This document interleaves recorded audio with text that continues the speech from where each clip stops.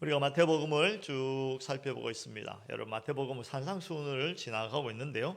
산상수훈에서 가장 중요한 주제가 무엇일까를 다시 한번 확인하고 그리고 나서 7장으로 들어가도록 하겠습니다. 전체 흐름은 순서가 있습니다. 오늘 비판하지 말라, 정죄하지 말라 그랬죠. 여러분, 비판하는 게 쉬울까요? 비판하지 않는 게 쉬울까요? 사람들은요, 비판하는 게 훨씬 쉬워요. 비판하는 게 훨씬 쉬워요. 가만두면 비판하고 정죄합니다. 비판 안 하려면 우리의 본성을 죽여야 돼요. 우리 스스로를 쳐서 복종시키지 않으면 정말 비판하지 않는 게 너무 힘들어요. 오늘 이 말씀을 통해서 정말 비판하지 않고 정말 행복하게 잘 사는 방법을 깨달아 알 수 있기를 원합니다. 자, 산상수훈을 한번 살펴보도록 하겠습니다. 그러면 왜 오늘 비판하지 말라라는 말씀이 나오는지를 우리가 이해할 수가 있습니다. 이렇게 시작하죠. 기독교에서 복 있는 사람은 어떤 사람입니까? 성경에서 야, 복된 사람은 어떤 사람이다 라고 이야기하십니까? 하나님 안에 있는 사람, 하나님께 속한 사람이 복된 사람입니다. 세상은 다른 정의를 가지고 있지요. 돈 많은 사람, 권세가 많은 사람, 가족이 화목한 사람, 여러 가지 이야기할 수 있겠지만 성경은 분명히 이야기합니다. 하나님 속에 있는 사람이 복된 사람이다.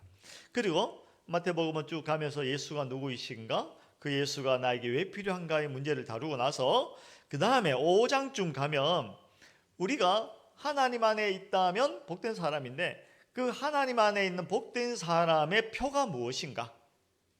그 하나님 안에 있는 사람의 표가 무엇인가를 5장에서 이야기합니다. 무엇입니까? 이웃사랑입니다. 이웃사랑입니다. 이웃사랑하는 것으로 네가 하나님께 속해 있다는 것을 증명해내어라 이렇게 말씀하십니다. 이것이 산상설교의 전체의 주제이죠. 왜 하나님을 사랑하는 하나님께 속한 하나님의 백성된 자의 표가 이웃사랑으로 나타나는 것일까요? 5장 43절 이하에 보면 이렇습니다. 또 내 이웃을 사랑하고 내 원수를 미워하라 하였다는 것을 너희가 들었으나 나는 너희에게 이르노니 너희 원수를 사랑하며 너희를 핍박하는 자를 위하여 기도하라. 사랑하라는 이야기죠. 이같이 한즉 하늘에 계신 너희 아버지의 아들이 되리라 그랬어요. 무슨 이야기입니까? 아버지는 아들을 닮는 것이죠. 아버지와 아들이 그 아들이 아버지처럼 그렇게 된다는 것입니다. 이웃을 사랑하는 것을 통해서 내가 하나님의 아들됨을 나타내 보여줄 수 있는 것입니다. 다시 말하면 내가 예수 믿는 사람이야. 다시 말하면 내가 하나님께 속한 사람이야 라는 것은 이웃을 사랑하는 것으로 증명해 보일 수 있다는 것입니다. 이웃 사랑하지 않으면요, 내가 하나님이 사랑하는지 내 사랑하는 하나님 사랑한다라고 말하면 안 돼요. 아직 덜 사랑하는 겁니다. 진정 내가 하나님께 속했고 하나님을 사랑하고 하나님의 아들이다 라고 하면 이웃을 사랑하는 것으로 내가 하나님 아들됨을 증명해 보여줄 수 있어야 된다라는 것이죠. 그래서 48절, 5장 48절에도 이렇게 나옵니다. 그러므로 하늘에 계신 너희 아버지께서 온전하신 것 같이 너희도 온전해라 이겁니다. 하나님께 속하고 하나님의 자녀가 된 증거가 무엇이냐? 이웃을 사랑하는 것이다. 근데 우리가 이렇게 생각하면 안 돼요. 이웃을 사랑하긴 하는데 자기 수준대로. 그 이제 흔히 그것이죠. 내가 사랑할 만한 사람은 사랑하고 사랑하지 않아도 될 사람은 사랑하지 않아. 그 우리 수준입니다. 그 누구라도 다 하고 이방인도 다 하는 것입니다. 우리의 수준은 내가 사랑하지 않아도 될 사람, 원수까지도 사랑하는, 여러분 우리 수준을 높여야 돼요. 제가 말씀드렸잖아요. 전혀 새로운 공동체라고. 전혀 다른 공동체입니다. 세상에서 하는 대로 살 것 같으면 우리는 새로운 공동체가 아닙니다. 세상과 다를 바가 없잖아요. 그런 사람들은 하나님을 믿는다, 우리는 하나님의 공동체다라고 말할 수가 없어요. 자, 우리 수준대로 사랑하는 것이 아니라 말씀 수준대로 주님께서 가르쳐 주신 하나님의 수준대로 이웃을 사랑하는 사람이 내가 비로소 나는 하나님께 속한 자입니다 라고 말할 수 있다라는 것입니다. 그런데 그러다 보니 무슨 문제가 나오냐면 6장에 가서요, 자칫 잘못해서 이웃을 사랑하는 문제가 외식과 연결되는 경우가 생긴다는 것이죠. 외식. 외식이라는 단어가 무슨 의미가 있냐면 배우다, 배우. 여러분 배우 있잖아요.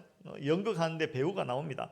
배우는요 여러 가지 역을 합니다. 때로는 군인이 되기도 하고 의사가 되기도 하고 뭐 여러 가지 역할을 하죠. 그러나 그 사람이 진짜 의사는 아니고 진짜 군인은 아니고 진짜는 아니잖아요. 그런 것으로 연기하는 것이죠. 다시 말하면 외식한다는 것은 그렇지 않으면서 그런 척 한다는 것이죠.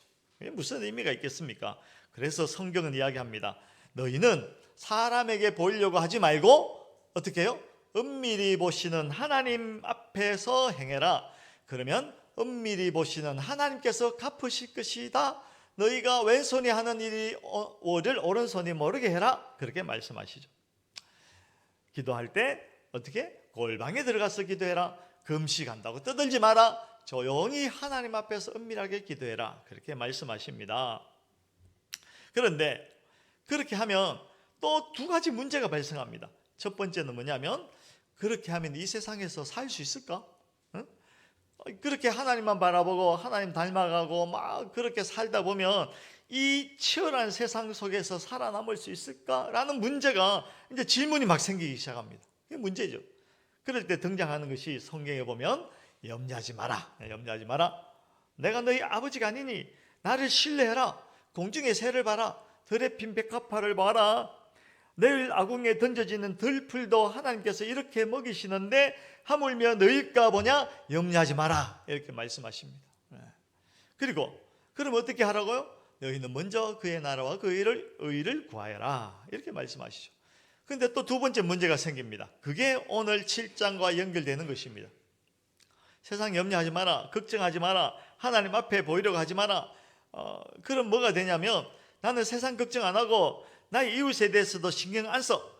그러면 잘못하다 보면 나는 너와 달라라는 차별의 경직성이 생깁니다.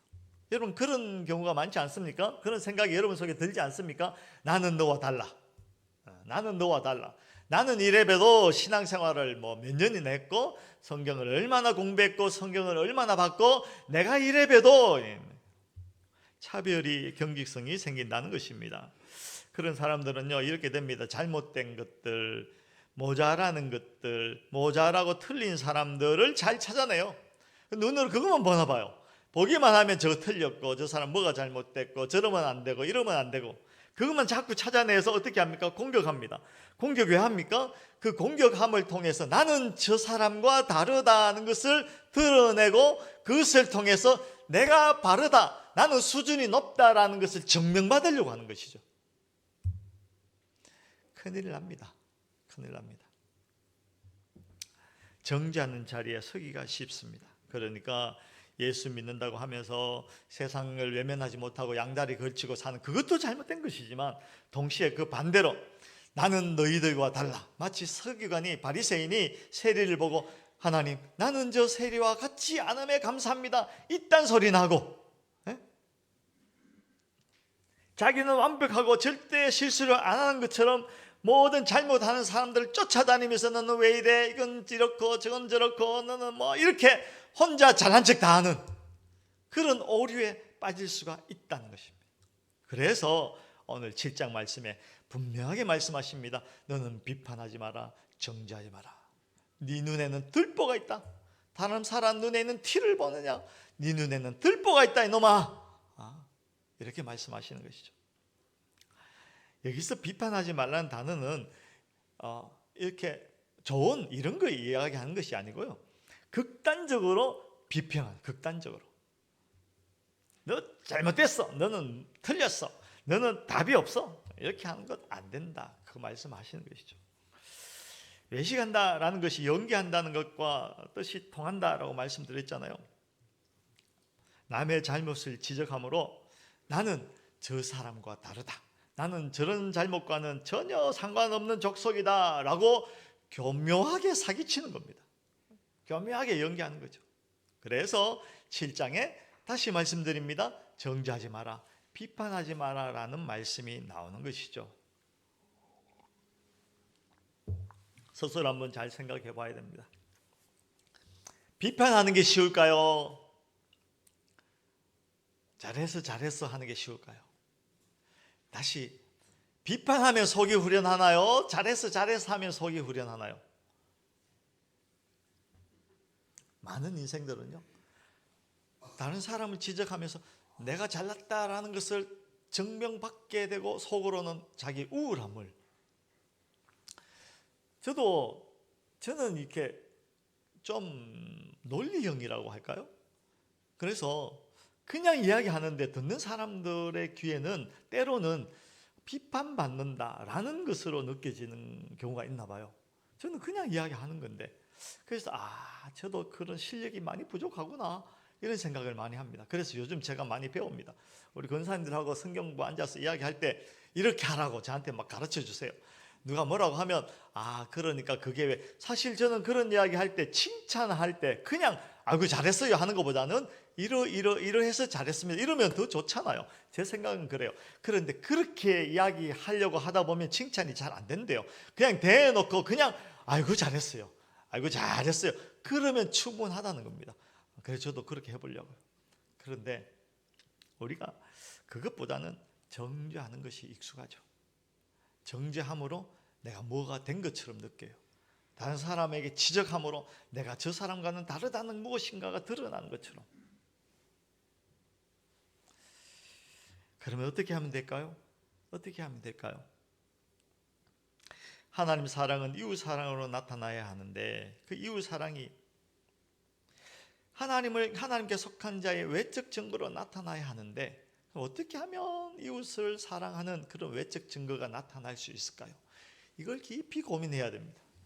이걸 깊이 고민해야 돼요. 그래야 우리가 세상과 전혀 다른, 질적으로 다른 정말 행복한 진실한 공동체를 만들어 살 수 있는 것이죠. 이렇게 하시기 바랍니다. 첫째는요, 하나님이 어떤 분인가를 좀 알아야 돼요. 하나님이 어떤 분인가. 하나님은 어떤 분이십니까? 하나님은요, 긍휼과 구원을 베푸시기를 좋아하는 분입니다. 다시 말하면 하나님이 그러함으로 우리도 마땅히 그 하나님을 닮아야 해요. 우리가 지적하기보다는 다른 사람들에게 긍휼을 베푸는 것을 마땅히 해야 되는 이유가 그게 있는 것입니다. 하나님이 그러하시기 때문에. 하나님께서 긍휼과 구원을 베푸기를 좋아하시는 분이시기 때문에 그래요. 하나님의 성품이, 하나님의 속성이 무엇입니까? 사랑이잖아요. 사랑. 요한복음 3장 16절, 우리가 너무나 잘 알고 있는 말씀입니다. 한번 외워볼까요? 시작. 네, 그만하세요. 가다가 틀릴라. 하나님이 세상을 이처럼 사랑하사 독생자를 주셨으니 이는 저를 믿는 자마다 멸망치 않고 영생을 얻게 하려 하심이라. 마태복음 3장 16절 외웠는데 17장 외워봅니다. 시작. 하나님이 그 아들을 세상에 보내신 것은 세상을 심판하려 하심이 아니요 저로 말미암아 세상을 구원받게 하려 하심이라. 하나님은요, 정죄가 목적이 아닙니다. 하나님께서 예수 그리스도를 이 땅에 보내셔서 우리를 정죄하려고 이 땅에 예수님을 보내신 것이 아닙니다. 우리를 구원하시려고 예수 그리스도를 이 땅에 보내신 것이죠. 정죄받는다는 것은 그 구원의 초청을 거절해서 받는 것이지, 하나님께서 일부러 그를 정죄하고 벌 주기 위해서 예수를 이 땅에 보내신 것이 아니라는 것입니다. 하나님은요, 구원하시는 분이십니다. 하나님은 복 주시는 분이십니다. 하나님의 성품은요, 긍휼이고 사랑이십니다. 하나님의 목적은 저와 여러분들을 복 주셔서 구원하시는 것입니다. 하나님이 그러할진데 우리가 그 하나님을 닮아야 마땅한 것 아니겠어요? 하나님의 어떠하심을 잘 이해하고 깨달으면 비로소 우리는 이웃을 사랑할 수 있게 됩니다. 하나님을 닮아서. 빌립보서 2장에 가면 2장 5절로 8절에 너희 안에 이 마음을 품어라. 곧 그리스도 예수의 마음이니 그는 근본 하나님의 본체시나 하나님과 동등됨을 취할 것으로 여기지 아니하시고 오히려 자기를 비워 종의 형체를 가지사 사람들과 같이 되셨고 사람의 모양으로 나타나사 자기를 낮추시고 죽기까지 복종하셨으니 곧 십자가에 죽으심이라. 우리를 구원하기 위하여서 예수님께서 희생과 수모와 온갖 고통을 감수하신 것을 하나님께서 좋아하십니다. 하나님께서 이것을 좋아하십니다. 우리가 하나님께 속하게 되면 하나님의 그 사랑을 배우게 된다. 그래서 이웃을 비로소 사랑할 수 있게 되는 것입니다. 내 실력으로, 내 자원으로 이웃을 사랑할 수 없어요. 여러분, 돈이 많으면 사랑할 수 있을 것 같죠? 명예가, 권세가, 지식이 많으면 누군가를 사랑할 수 있을 것 같아요? 절대로 안 됩니다. 우리는 하나님을 배울 때야만 비로소 이웃을 사랑할 수가 있습니다. 하나님을 배우시기 바랍니다. 그리고 두 번째로 우리가 어떻게 이웃을 사랑할 수 있게 되냐면, 우리가 이웃을 정죄할 자격이 없다는 것을 깨달아 알 때 비로소 이웃을 사랑할 수가 있습니다. 우리가 용서를 필요로 하는 존재라는 것을 인식할 때 비로소 이웃을 사랑할 수가 있습니다. 마태복음 18장에 가면 이런 비유가 있죠. 18장 23절로 35절에 가면 1만 달란트 탕감받은 사람 이야기가 나옵니다. 그 사람이 어떻게 되었어요? 임금에게 빚진 것이 1만 달란트입니다. 쉽게 하기 위해서 1,000억쯤 돼요. 1,000억을 빚을 졌어요. 도저히 갚을 수 없어서 임금이 어떻게 합니까? 그 사람을 탕감해 주죠. 그래, 알았어. 너 죽을 수는 없으니까 내 빚을 다 갚아줄 테니까 잘 살아라 하고 보냈는데, 그 사람이 길을 가다가 친구를 만납니다. 어떤 친구를 만납니까? 자기에게 10만 원 빚진 사람을 만납니다. 그 친구를 만나서 어떻게 합니까? 모가지를 잡고 흔들면서 내 돈 갚아라 이놈아. 갚을 것이 없어요. 그러니까 감옥에다 집어넣어버립니다. 그 이야기를 듣고 임금이 다시 불러서 그 사람을 다 갚을 때까지 옥에 가두어라. 이렇게 이제 비유가 끝이 납니다. 여러분, 이 사람이 왜 실패했습니까? 무엇을 몰랐냐면 자기가 받은 은혜의 크기가 어떤지를 몰랐어요. 자기가 받은 은혜가 어떠한 것인지를 모르니 사랑 못하죠. 긍휼을 베풀 수가 없죠. 그리고 여러분 잘 생각해 보십시오. 그 10만 원 빚진 자를에게 가서 갚아라 라고 하려면, 그렇게 그런 태도를 보이려면 자기가 1,000억을 갚을 능력이 있어야 하는 겁니다. 그렇지 않나요? 자기가 친구에게 가서 막 갚아라고 그렇게 윽박 지르려면 자기가 임금에게 가서 1,000억을 다 갚을 수 있는 능력이 있다면 그럴 수 있어. 그러나 우리는 그럴 능력이 없습니다. 다시 말하면 이 사람이 그런 어처구니 없는 일을 한 이유는 자기도 여전히 전혀 갚을 능력이 없는 그런 존재라는 것을 전혀 몰랐기 때문에, 전혀 몰랐기 때문에.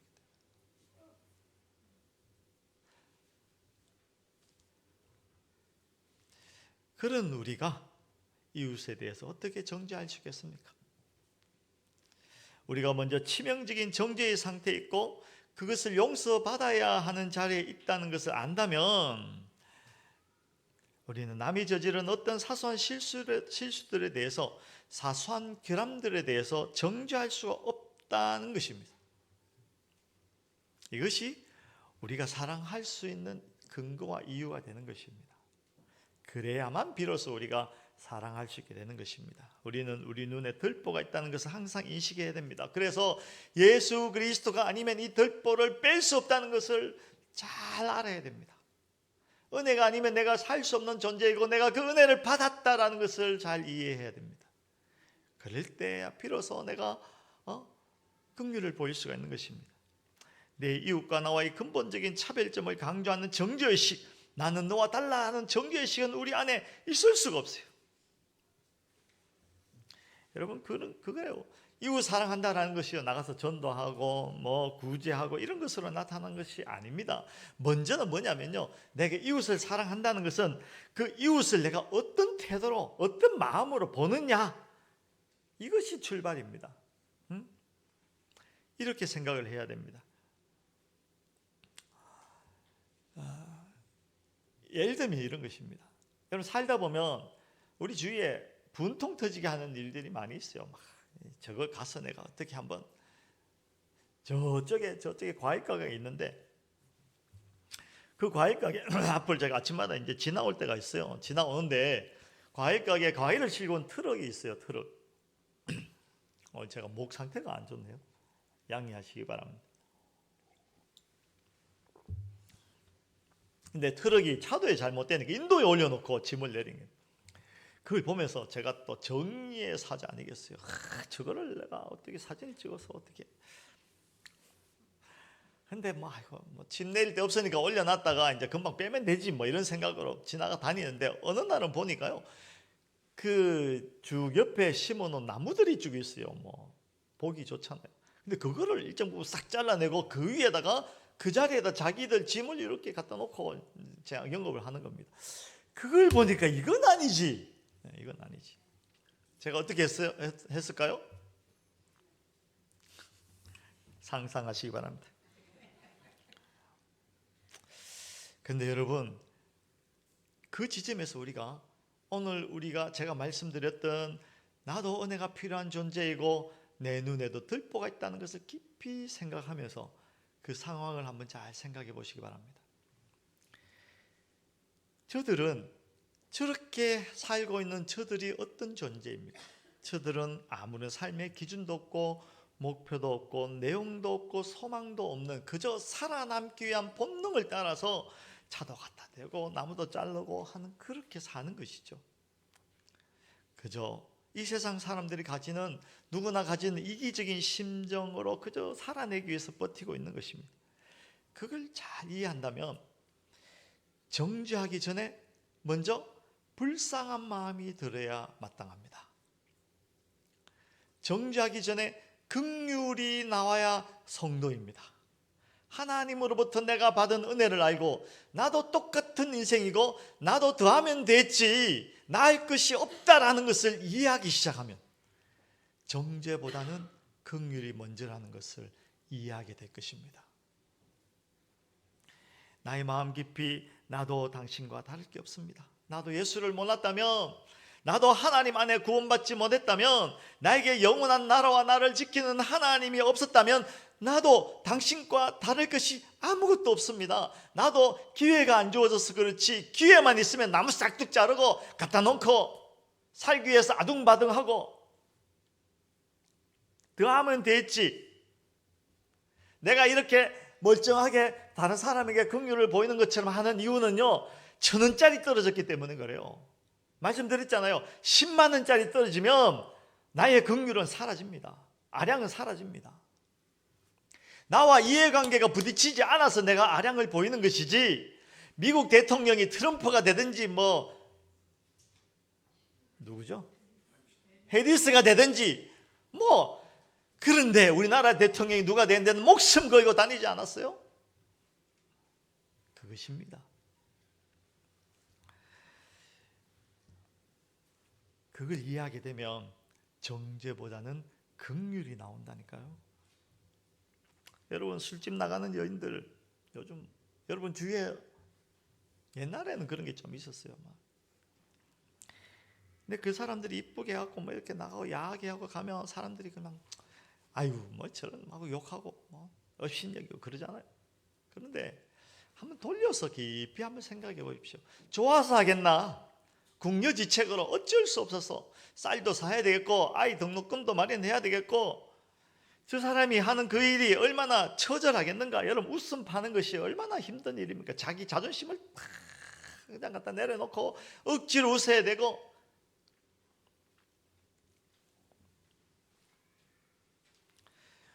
여러분, 술 먹는 남편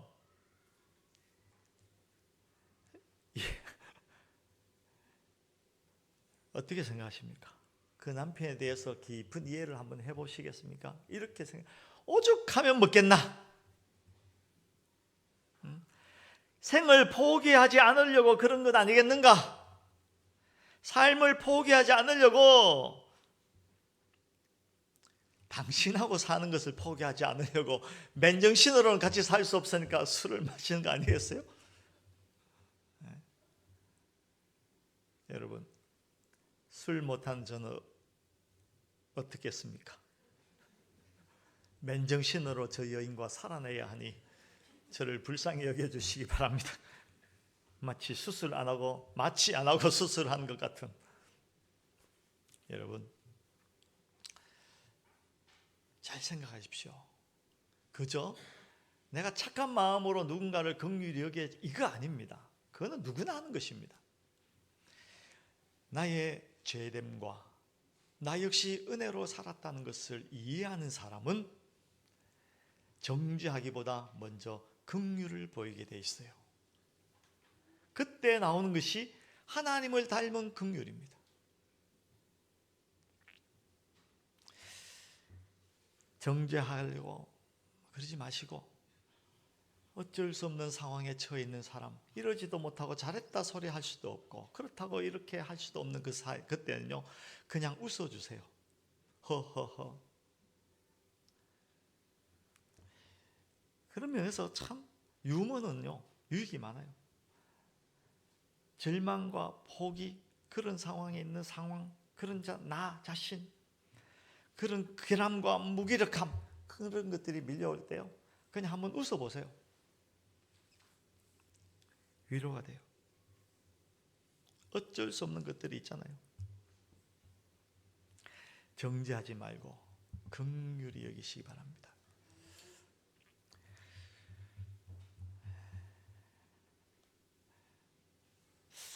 여러분, 교회에 오는데 술 때문에 못 온다, 담배를 못 끊어서 못 온다, 그런 분들 계시나요, 주변에? 그러면 그렇게 하세요.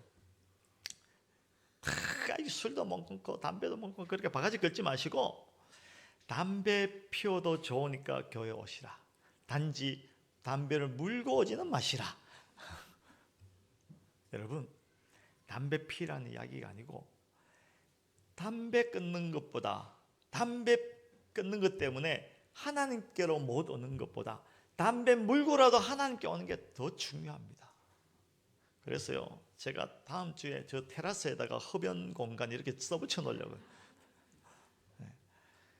담배를 피우더라도 하나님께 오는 게 중요하지. 그 우리가 사람에 대한 긍휼, 그 영혼에 대한 긍휼, 그 상황에 대한 긍휼, 이런 것들이 필요한 것입니다. 담배 피우라는 이야기는 아닙니다. 담배 못 끊더라도 교회 오는 게 중요하다, 이 말입니다. 깊은 인생의 시련과 고민에 빠져서 그의 자포자기에서 술을 먹고, 만약에 누가 와서 여기서 막 비틀거리면서 예배 시간에 왔다고 쳐봅시다. 우리는 어떻게 할까요? 째려보고, 어디 교회 오는데 예배 시간에 오는데 술을 마시고 그러지 마시고, 그 인생이 얼마나 괴로울까? 얼마나 괴로웠으면 저렇게 비틀거리면서 술을 먹고라도 이 교회로 왔을까? 사람을 이해해야 되고, 그 인생을 이해하고 삶을 이해하고 그를 따뜻하게 감싸주는 것. 여러분, 모든 사람 속에는 하나님의 섭리가 있어요. 유진 피터슨이 이런 이야기를 했습니다. 글을 썼어요. 그가 교회를 개척하려고 이제 하는데, 사람들을 이렇게 모아서 같이 교회를 개척하려고 하는데, 다 모아 보니까 꼭 다윗의 아둘람 굴에 모였던 사람들 같더래요. 기도원의 300, 400 용사처럼 막 대단한 사람들이 모였으면 좋겠는데, 그게 아니라 도망자들, 도망온 사람들, 주인에게서 쫓겨온 사람들, 환난 당한 자들, 빚진 자들, 원통한 자들이 다 모여왔더래요. 그래서 이 사람이, 이 유진 피터스 이렇게 보니까, 아이고, 이 사람 데리고 뭐 되겠나? 뭐 개척한 교회가 되겠나? 뭐 이런 생각이 들더래요. 그런 생각에 잠겨 있는데, 어느 날 그 마음속에 번쩍하면서 깨달음이, 무엇을 보게 되냐면, 내가 보기에는 아둘람 굴에 모여있는 별것 없는 사람들이었는데, 놀랍게도 하나님의 빛이, 하나님의 섭리가, 하나님의 임재가 그 사람들 가운데 이렇게 움직이는 것을 보게 됐다는 겁니다. 쉐키나라는 것인데요, 하나님의 임재. 내 눈에는 안 보이지만, 내 눈에는 절름발이 같고 빚진 자 같고 원통한 자 같지만, 하나님께서는 그 인생 가운데서 긍휼로 여전히 운행하고 계신다는 것을 그가 보게 되었다는 것입니다. 그래서 그때부터 목회를 하기 시작했다 그래요. 그래서 목회를 우리 목사들끼리 이렇게 합니다. 목회는 언제부터냐? 50은 넘어야 되지. 사람을 이해하고 인생을 이해하고부터 목회하는 거지, 젊을 때 무슨 목회를 하니? 뭐 이렇게 이야기합니다. 하나님께서 우리 눈에는 별것 아닌, 전혀 무능력할 것 같지만, 하나님께서 그 인생 가운데 빛이 되어주시고 긍휼을 베푸시고 그를 통하여서 그 안에서 역사하신다니까요. 그를 우리가 어떻게 미워할 수 있으며, 그를 우리가 어떻게 정죄하고 그가 비록 무능하고 무질서하고 아무것도 없어 보인다 할지라도 어떻게 그를 정죄할 수 있겠어요? 그러면 안 되는 것입니다. 혹시 여러분 그런 생각이 들거들랑, 정죄하고 싶은 마음이 들거들랑요, 돌멩이를 하나 들고 자기 머리를 찍어버리세요.